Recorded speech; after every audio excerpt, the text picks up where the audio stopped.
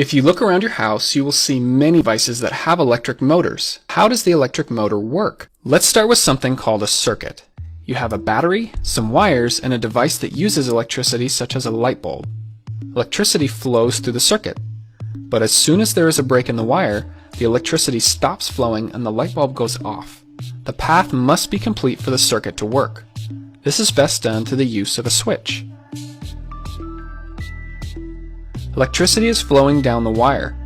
This is called conventional flow. If we take the battery out and flip it, then the current will flow the other way. The light bulb will still work in either case, but there are some devices that will work differently depending on which way the current flows.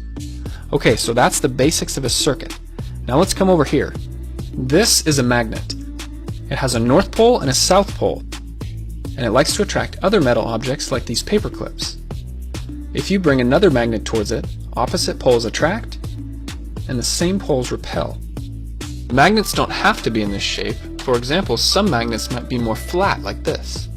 You can think of this magnet as always on. It's always working. You can't really turn it off. That's why it's sometimes called a permanent magnet. It's made up of many smaller magnetic domains that are lined up in the same direction. But later I'll show you a type of magnet where this is not always the case.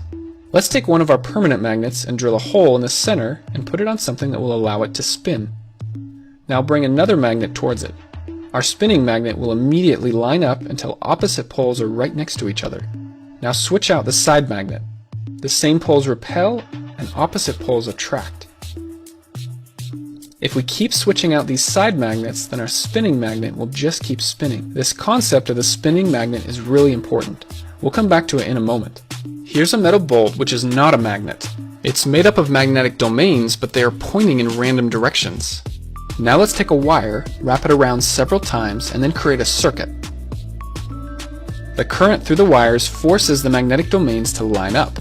That means we've just made a magnet, or more specifically, an electromagnet. It can do the same things that a permanent magnet can.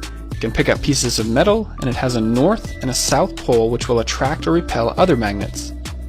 But the electromagnet is special in the sense that it can be turned on or off, just like the light bulb. You can't do that with a permanent magnet. Now watch what happens when we flip the battery. The electric current was flowing this way, but now it flows the other way. This will cause the poles on our magnet to switch places. North will become south, and south will become north. This is called reversing the polarity of an electromagnet. Instead of flipping the battery, an easier way to do this is to just switch the wires. You should be aware that the electromagnet will get very hot if it's on for a while. Just a caution in case this video inspires any science projects. Let's come back to our spinning magnet. This time we'll replace the spinning magnet with our electromagnet. As soon as we connect the wires, the magnet turns on and it lines up with the side magnet. Now in reality, connecting these wires would prevent the bolt from spinning freely. But what's important here is the concept of the spinning electromagnet. Now let's switch the wires to reverse the poles on the electromagnet. The same poles repel and opposite poles attract. Now reverse the polarity again.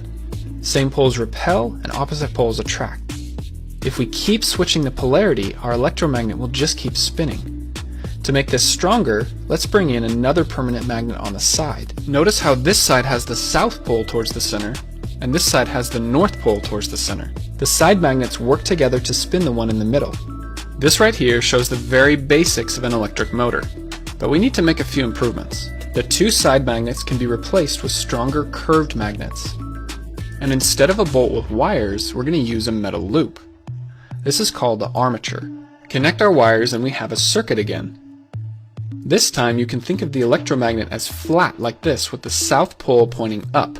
Now the armature will spin until opposite poles are lined up. We can keep it spinning by switching the wires just like we did before. But this is a lot of work to sit here and manually switch these wires. We need to add something to the armature called a commutator. It's a ring with gaps on the opposite sides. The commutator will spin along with the armature. Now we connect the circuit with two brushes on the side. These brushes will slide along as the commutator spins, and they are spring-loaded so that they always maintain contact.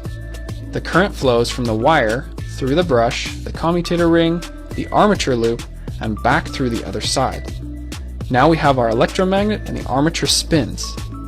As we come around this time, the brushes will switch contact to the other side of the commutator ring. Remember, there's two brushes, so this is happening on both sides.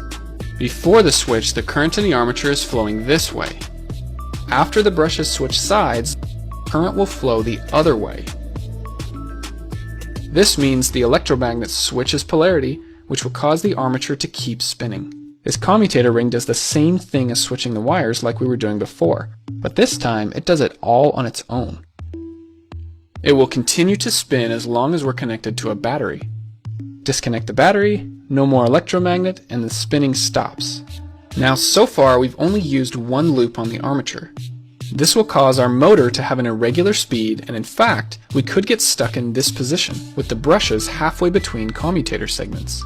What we can do is split the commutator ring and then add another loop. So first, the brushes are in contact with these two commutator segments, which turns on this electromagnet, which causes it to start spinning. Once we get to here, the brushes switch contact to the next pair of commutator segments, which means this loop turns off and the next loop turns on. Now this electromagnet wants to spin. The brushes switch contact and the next loop turns on. This keeps happening as our motor spins. It's almost like the loops will take turns being an electromagnet. Some electric motors will add many loops to the armature. This ensures that there will be a continuous spinning motion on the motor. This spinning force on the armature is called a torque. Stronger torque means a faster spin. There are some things we can do to improve the torque of the motor. Electromagnets are stronger when there are more wires. This is true when we wrap more wires around the metal bolt, and it's also true when each of our armature loops are made of many wires.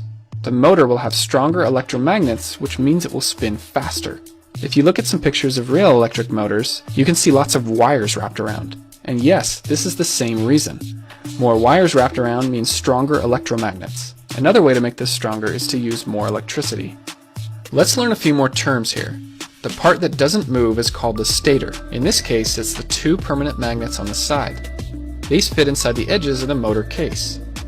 The armature in the middle is also called a rotor. Remember, this is the part that spins.